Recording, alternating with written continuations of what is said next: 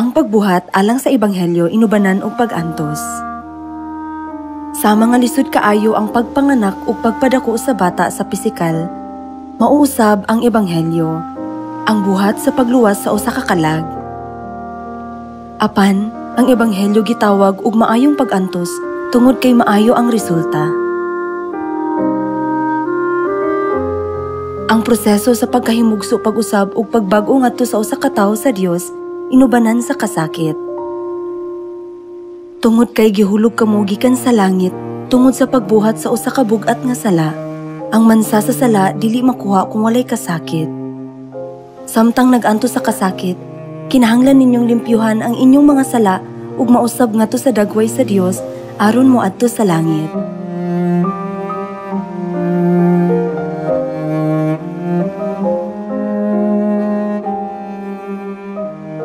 Bisan tuod ang relasyon gituyo nga maayo, tungod kay nagtinabangay kita sa usag-usa nga mabag-o. Usahay mo tungha ang panaglalis, samtang kamo naningkamot sa pag-atiman sa mga miyembro ngadto sa gingharian sa langit, tungod kay ang ilang mga hunahuna lahi sa inyo. Ang Dios nagsulti kanato sa pagbaton og hunahuna ni Kristo ug pag-usab sa atong kasing-kasing ngadto kang Kristo. Gikan sa imong makasasala nga kinaiya nga makapahimo kanimo nga mobati, nga mas maayo kung gidawat ang imong opinyon kinahanglan nga mabag-o ka aron maangkon ang kasing-kasing sa Dios nga nagsakripisyo sa iyang kaugalingon aron maluwas ang usa ka kalag.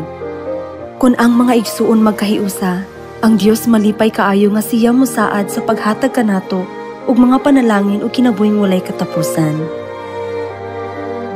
Aron makadawat sa kinabuhing walay katapusan ug makaadto sa langit, atong ihalad ang atong kaugalingon sa pagluwas sa mga kalag hangtod karon. Busa, kinahanglang magkahiusa kita.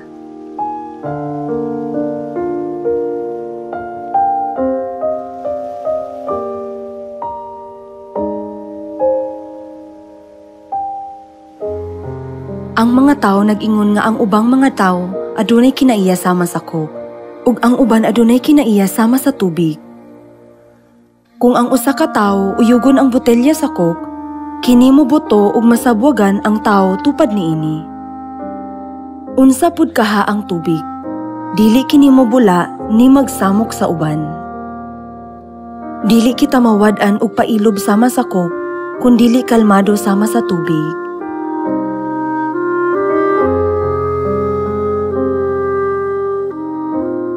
Sa sulod nimo, anaa kanimo ang Espiritu sa Dios ug makasasala nga kinaiya nga masuko ug hinungdan sa panagsumpaki kung adunay magsamok kanimo. Kinahanglan kitang magkinabuhi pinaagi sa balaang Espiritu. Bisan kung adunay nakapasakit kanimo, paningkamuti nga mapasaylo sila uban ang kasing-kasing nga nagserbisyo. Kung imong isipon ang uban nga mas maayo kaysa sa imong kaugalingon, ikaw makaalagad kanila. Ang Dios nag-ingon kay kun inyong pasayloon ang nakasala kaninyo, pasayloon usab kamo sa inyong amahan nga atuwa sa langit. Sama sa giingon sa Dios, walay makakita sa gingharian sa Dios gawas kun sila mataw pag-usab. Kinahanglang magkinabuhi ka pinaagi sa Espiritu. Isalikway ang imong makasasalang kinaiya ug mataw pag-usab uban ang kinaiya sa panag-uyon ug panaghiusa. Mahimong ibutang ka sa Dios sa mga miyembro nga magputli kanimo, aron masusi kung ikaw usa ka dako nga sudlanan. Kung adunay mga miyembro nga buutan lamang, wala kay oportunidad nga mahimong usa ka dako nga sudlanan. Taliwala sa mga kalisdanan, kung kamo mapailubon ug mugako sa usag-usa nga adunay gugma, kamo mahimong harianong pagkapari sa langit. Usa kita kalawas. Ang uban kaninyo adunay papel nga sama sa ilong, ang uban sama sa dalunggan, ang uban sama sa kilay, ang uban sama sa kamot, ug ang uban sama sa tiil, nga si Kristo ang ulo. Importante ang matag papel.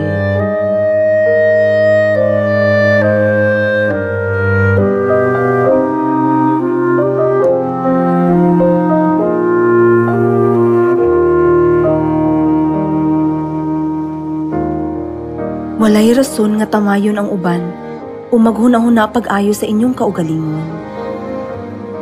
Ang Dios nag-isip bisan ang lapalapa sa tiil ingon nga dungganon. Busa siya miingon, pagkatahom sa mga tiil ni atong nagwali sa maayong balita.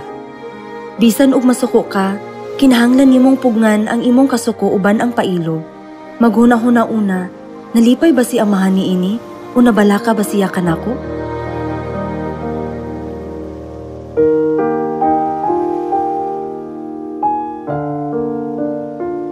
Ang Dios mianhin niining kalibutana aron sa pag-usab kanimo gikan sa imong makasasala nga kinaiya ngadto sa iyang matahom ug matarong nga panagway. Kinahanglan nga anaa kanimo ang panghunahuna ni Kristo nga nagsakripisyo sa iyang kaugalingon nga nahimong ulipon bisan siya Dios. Sa niana lamang nga kamo magkahiusa ug moadto sa langit. Sa kabubot-on sa balaang espiritu, ikaw konektado sa espirituhanong templo sa langit. Kung ang Dios mo ingon kanimo nga mangadto sa langit pinaagi sa panaghiusa, dili ka gayud magdumilik, di ba? Kung nindot ang pagbag-o sa imong kinaiya, mahimo kang perpekto nga mga anghel. Ang Dios nagsaad sa pagbag-o sa imong makaluluoy nga lawas aron sila mahisama sa iyang mahimayaong lawas. Sa ingon ni Ana, naglaom ako nga kamong tanan magkahiusa pag-ayo ug magpakitag maayong panig-ingnan, isip mga anak sa Dios pinaagi sa pagbuhat ug maayong mga buhat.